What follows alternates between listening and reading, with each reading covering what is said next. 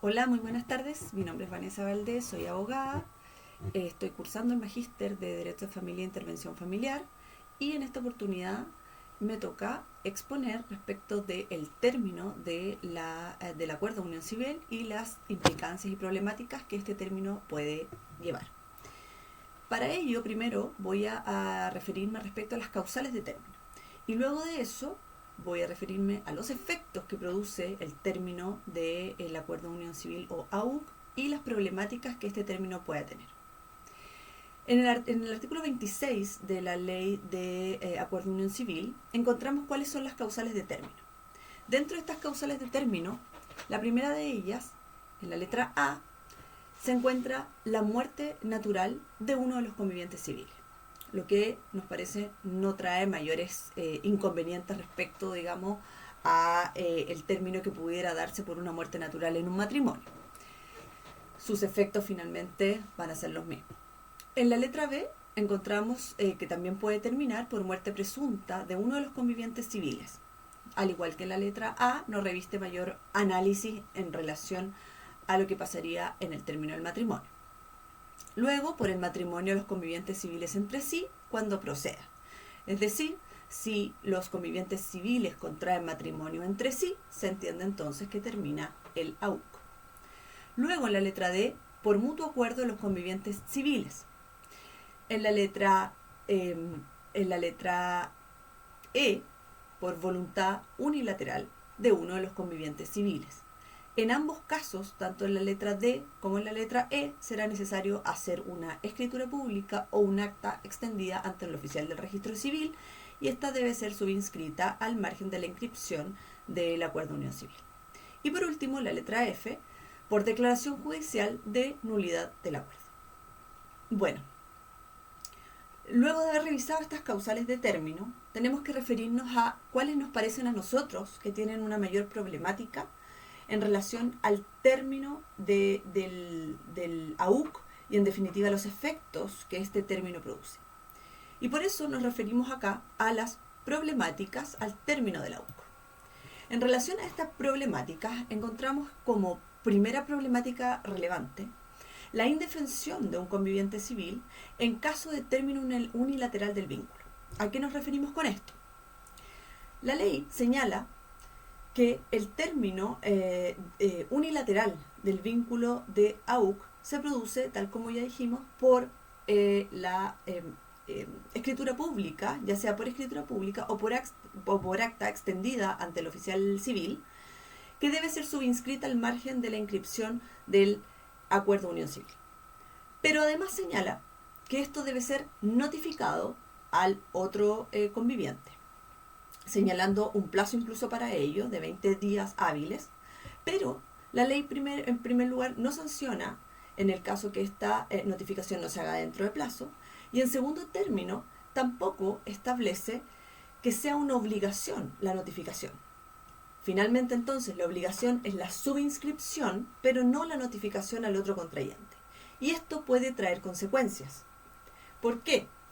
Porque en primer término esto significa que puede el otro contrayente no enterarse de este término de la UC hasta que la ley hace una ficción legal de notificación y señala que luego de 3 meses desde que se encuentra subinscrita este término de forma, digamos, en el registro civil, desde ese momento se entiende entonces notificado para todos. Y por lo tanto, también el contrayente que no fue debidamente notificado va a estar, digamos, notificado por esta ficción que hace la ley respecto de la notificación.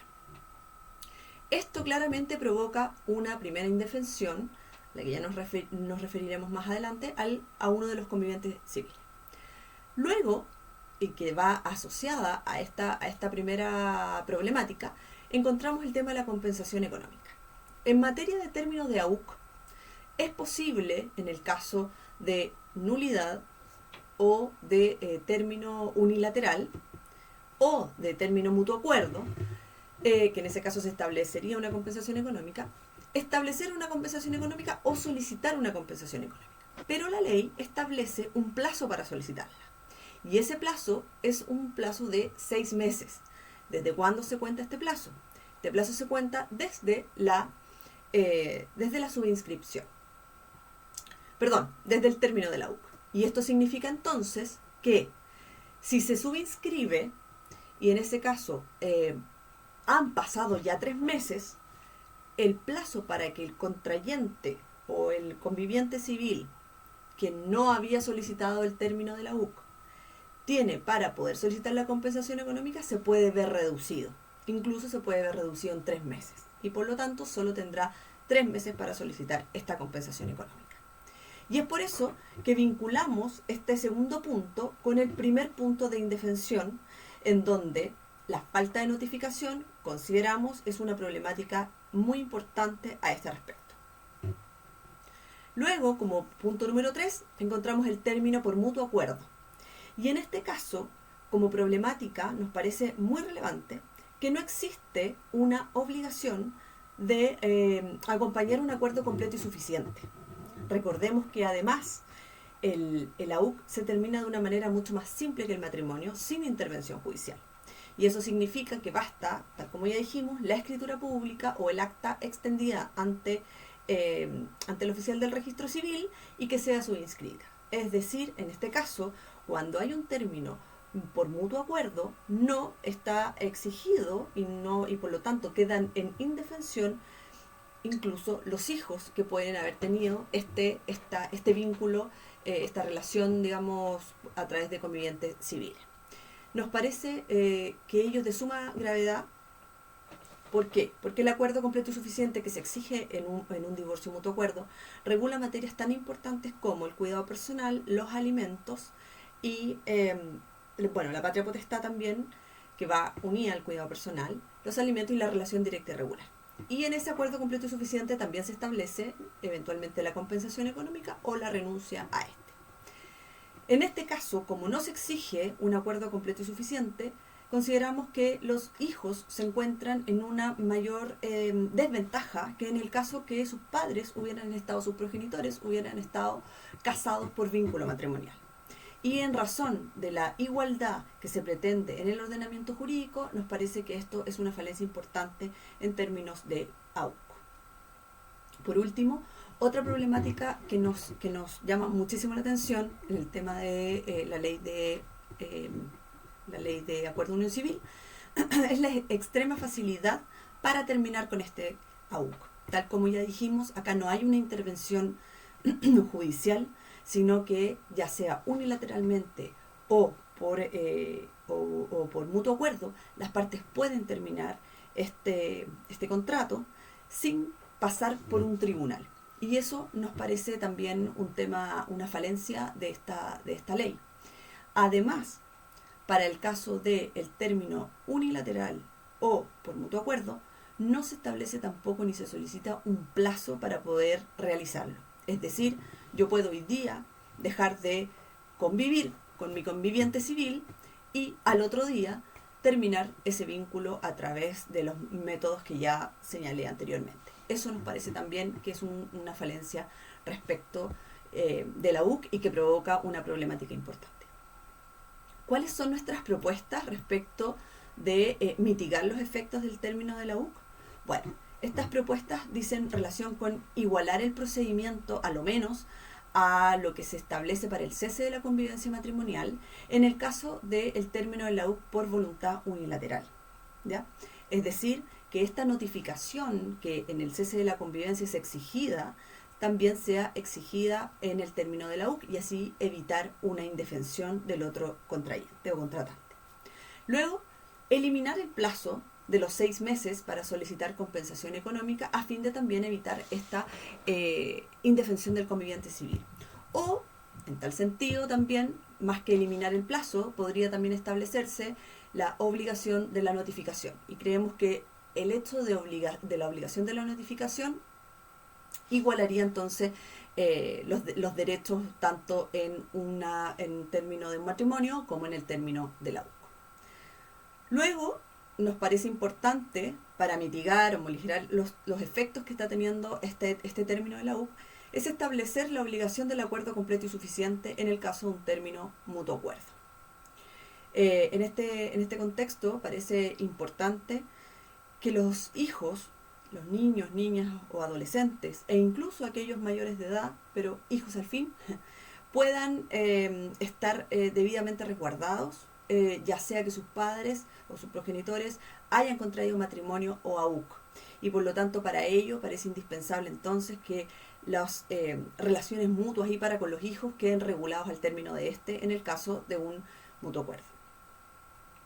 Otro tema que nos parece bastante importante es modificar la ley 20.255 en cuanto al traspaso de fondos previsionales desde la cuenta de capitalización individual de un cónyuge al otro cónyuge, que así lo establece el artículo 80 de la ley señalada, y que esto sea homologado al tema también de aquellos convivientes civiles que hayan optado por el AUC y no por el matrimonio. Todo esto para que en definitiva podamos llegar en algún momento a establecer que el haber contraído matrimonio o el haber contraído el AUC finalmente es una decisión personal y valórica muy probablemente, pero que respecto a los derechos civiles que rigen a los contrayentes e incluso a su descendencia, no tengan diferencia. Nos parece que eso sería de gran importancia para tener una igualdad en cuanto a los regímenes que uno puede elegir. Además de esto, bueno, para cerrar, nos parece bien interesante señalar que hasta antes de revisar todo este material, teníamos bastantes dudas y nos parece muy provechoso el haber practicado este trabajo para poder ver bien cuáles son las semejanzas y las diferencias que tiene el matrimonio y el acuerdo de unión civil. Y por su parte también creemos que de la lectura que podemos dar de la ley de acuerdo de unión civil, nos parece que el legislador no tomó con la suficiente importancia la materia, sino que más bien lo que hizo fue buscar un método para que parejas homosexuales pudieran finalmente regular ciertas materias, pero que en definitiva, en caso alguno, les dio la misma connotación e importancia que el matrimonio. Tenemos que pensar que a la fecha de dictación de la ley de acuerdo de unión civil no existía matrimonio igualitario, y por lo tanto, al hacer esta ley, nos parece que fue pensada más que nada para parejas homosexuales y no para parejas heterosexuales. Pero en la práctica, muchas parejas heterosexuales también han optado por un acuerdo de unión civil. Como hoy día ya existe un matrimonio igualitario y ese matrimonio igualitario sí queda comprendido dentro de la legislación matrimonial, digamos, conforme al artículo 102 del Código Civil, y demás normas imperantes, si bien existen diferencias que no vienen al caso de este trabajo, pero que en definitiva también ya hemos visto durante nuestro curso, nos parece importante señalar esto porque creemos que el legislador debe morigerar, como ya habíamos dicho, o mitigar estas diferencias y en definitiva realizar ciertas modificaciones legales para que quien asume contraer un AUC o contraer un matrimonio se encuentre en igualdad de derechos. Esperamos haber cumplido con los objetivos del trabajo y muchas gracias por la oportunidad también de poder expresarlo tanto por escrito como oralmente y darnos la oportunidad de poder también tener estas nuevas herramientas digitales que en mi caso por lo menos me eran absolutamente desconocidas. Muchas gracias. Hasta luego.